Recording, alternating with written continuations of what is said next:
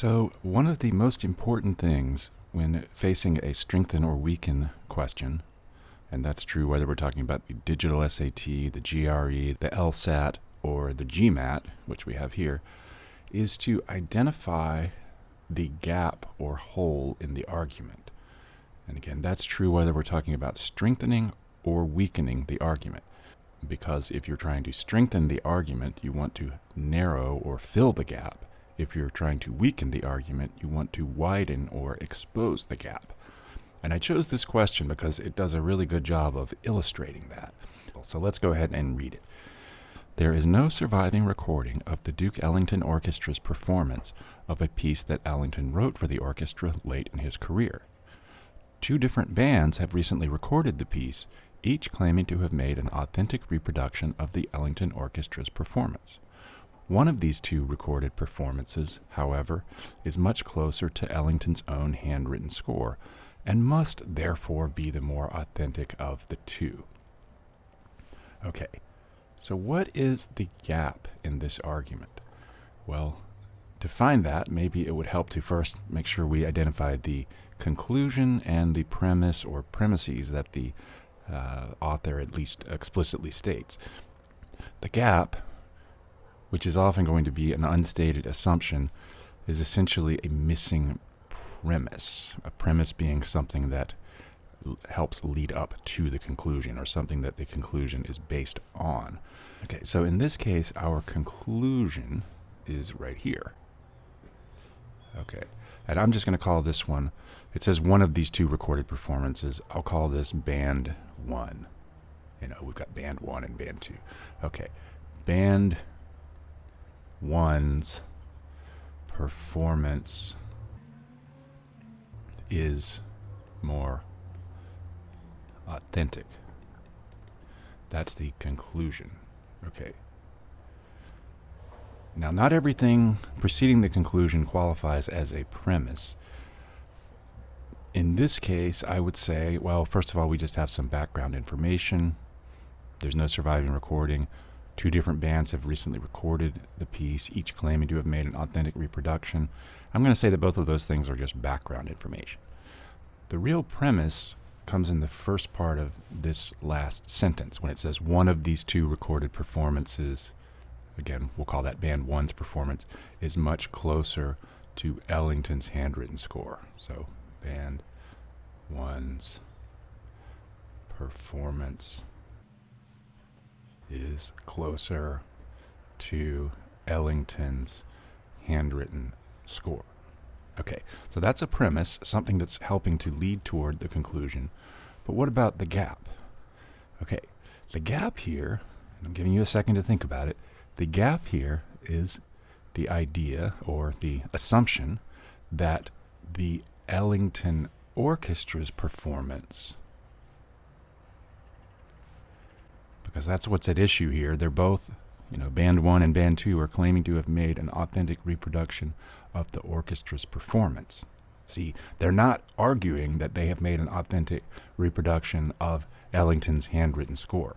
So the assumption here, or the gap that we're trying to, in this case to expose or widen, is the idea that the Ellington Orchestra's performance is an exact, or at least a very close rendering of Ellington's handwritten score.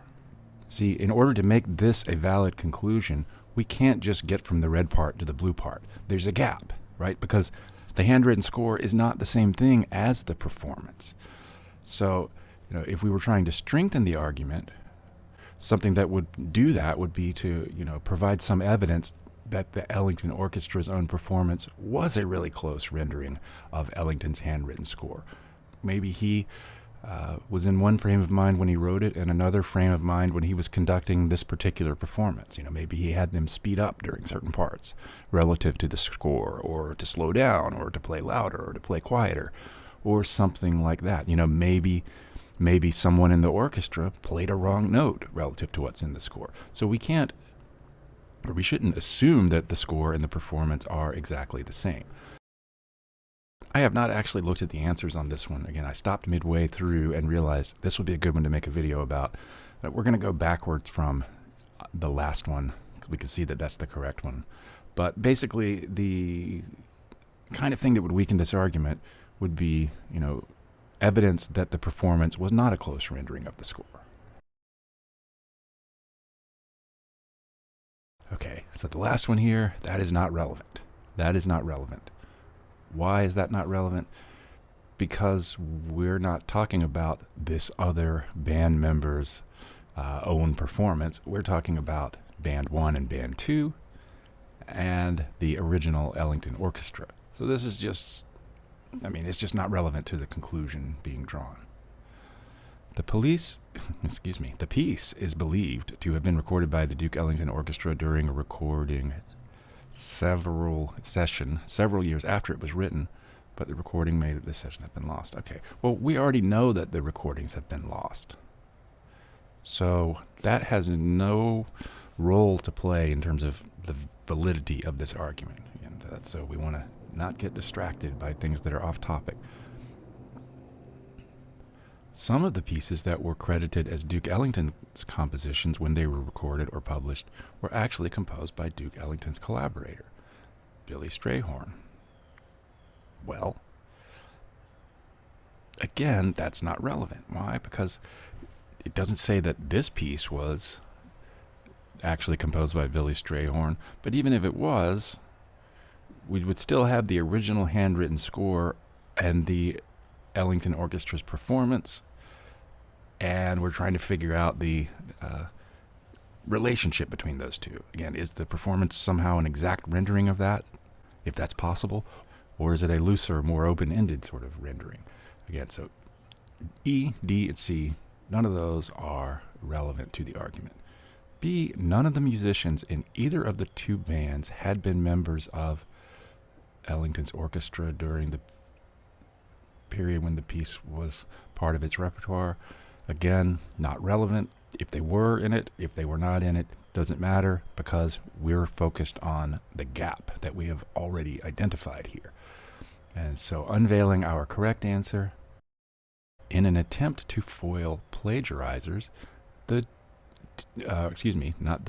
Duke Ellington frequently wrote some parts of his pieces in code so that the written scores misrepresent what Ellington's orchestra played. Okay, so I never would have been able to think of that exact, reason that he wrote some of his pieces in code. But what this does do, well, it widens this gap, because it shows that the scores, the handwritten scores, are not simply, equal to the actual performances. And so that's what you want to do when you're trying to weaken the argument. You want to expose or widen that gap, with that gap generally being an assumption if we have a logical argument like this one, or it might be some kind of scientific experimental evidence if we were talking about something more in that vein. But again, just wanted to use this one because I had a feeling that it would be something that could help students on any of these tests, whether we're talking about, again, digital SAT, strengthen or weaken questions, GRE, argument-based passages, GMAT, critical reasoning, LSAT, etc. So I hope you found this helpful. Stay tuned for more verbal test prep content from 345 Tutoring.